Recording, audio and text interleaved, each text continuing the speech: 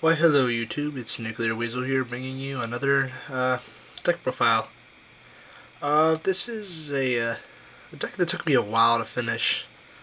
About $500 from start to finish at the cheapest rate, which is pretty much the route I went. But it's lots of fun and it's pretty good. Its only bad matchups really are Miracles, and that's pretty much it. You ought to lose to Miracles. It's really hard to beat that matchup. And pretty much anything that runs Leyline and Sanctity, but we'll get into that later. Anyway, let's get into it.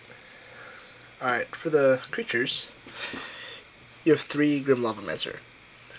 I don't like playing 4 Grim Lavamancer.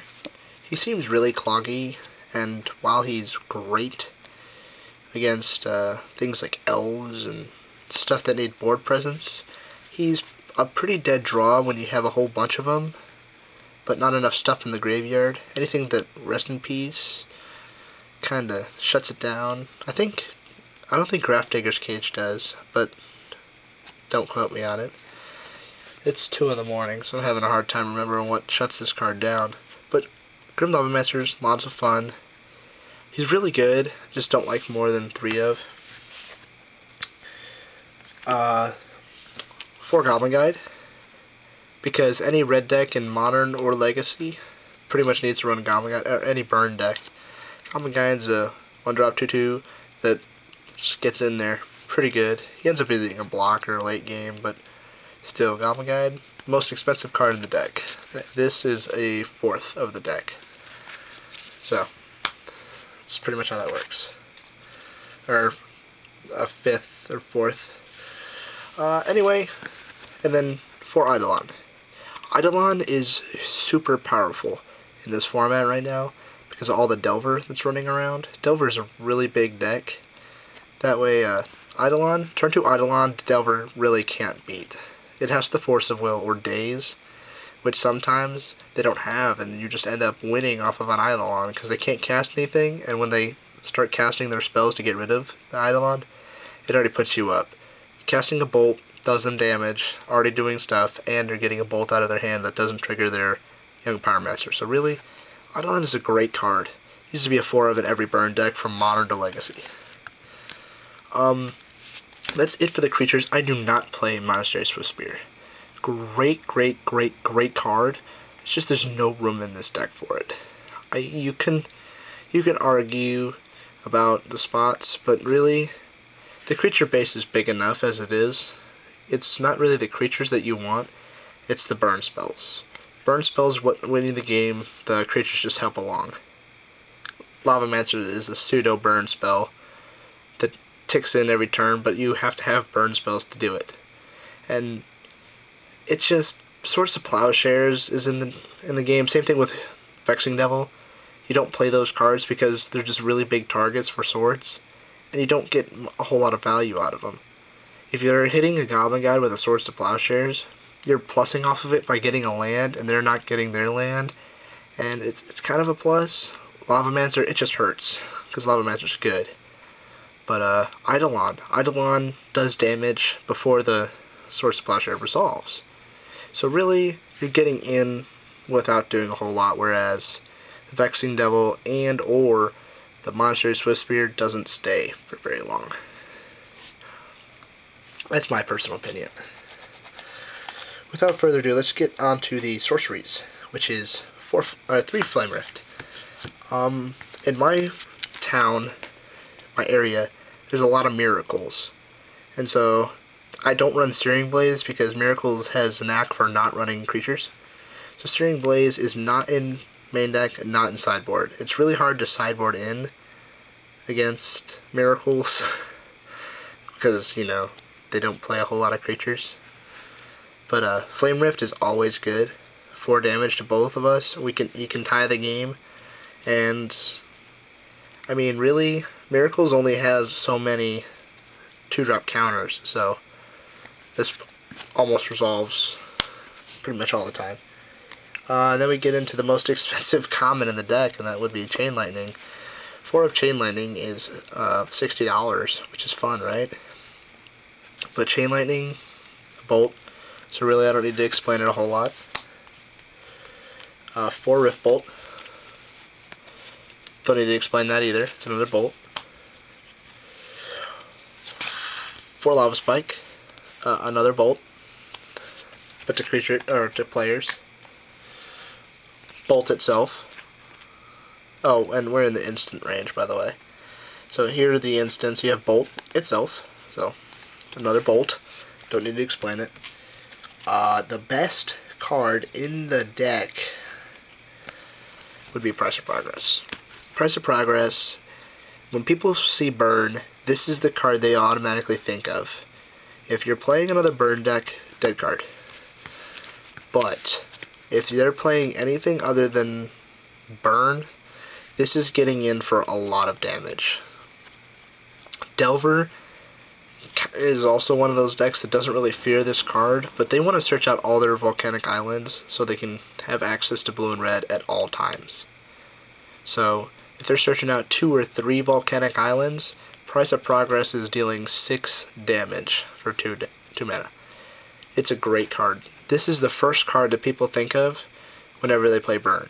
It's the most scary card in the deck, and is feared by all players in Legacy, because every land in their deck is almost non-basic. The only deck that I can think of that doesn't fear this is Miracle sometimes, because they play a few more basics than the other decks. Like Joe Bass. Joe Bass plays, I think, 7 basics main board. So he plays around this really, really well, but it slows you down. You can play around Price of Progress, but eventually it'll get in there. Price of Progress is, if you can ask people, it's one of, if not the best card in the deck. And then finally, for the last instant, you have Fire Blast. Fire Blast is just bonkers. Sacrifice 2 land, 2 mountains, specific, and deal 4 damage to target creature or player. Bonkers. Just end game right here. Fire Blast does good stuff. So that's it. And then for the land lineup, it's pretty straightforward. You run 10 fetches for your 10 basics. I don't run Scalding Tarn because I'm not rich. So, Mesas, Bloodstained Foothills. Pretty straightforward. And same thing with 10 basics. So the land base in Burn is pretty simple. Oh, we forgot 2 cards. Before land base, there's a Sulfuric Vortex. I hated not having this card main board. I used to play no Flame Rifts and 4 Grim Lava Masters and 4 Searing Blazes. And without this card, I lost almost every time against Miracles. But if this lands, Miracles has no way to get rid of it at all. If this lands on the board, Miracles almost always loses, because they can't kill you with they can kill you with their Battle Skull, but they can't outrace you in life gain. You can't beat life gain in this format. It's too much. But Sulfuric Vortex shuts that down, and if it resolves in most situations, you win. Sulfuric Vortex, definitely a must-have, at least 1 or 2. 2 is optimal. 1 is necessary. Anything less than 1, which is 0, is not acceptable in this format. Sideboard. You want to play another Sulfuric Vortex because you're scared of Lifelink. Lifelink is terrible in this format. Another Flame Rift, because Leyline of Sanctity you can't really beat, so you board this in because this does not target. Targeting is a big issue, so this gets around it, and it kind of sets you behind, but it keeps you up. And then you have your blasts, Pyroblasts and Elemental Blasts. Pretty straightforward. Your counter spells and your destruction spells. 2 Ensnaring Bridge, because you cannot, not a whole lot of decks can be at a turn 2, or turn 3, or turn 1, 2, or 3 Emrakul. It happens, but if you have Ensnaring Bridge, it kind of shuts them down. It shuts them down completely. Omnitel, this shuts them down. So this is a must-have in all Burn decks. Modern plays them sometimes. I personally don't. But yes, this is a necessary card in all burn decks sideboard, or in this format, Legacy. Because Omnitel is a big, big, big issue. Same thing with Reanimator. They can't win when this is out. To Smash. Smash, I mean, I'm seeing a lot less of Affinity, but it's still a deck.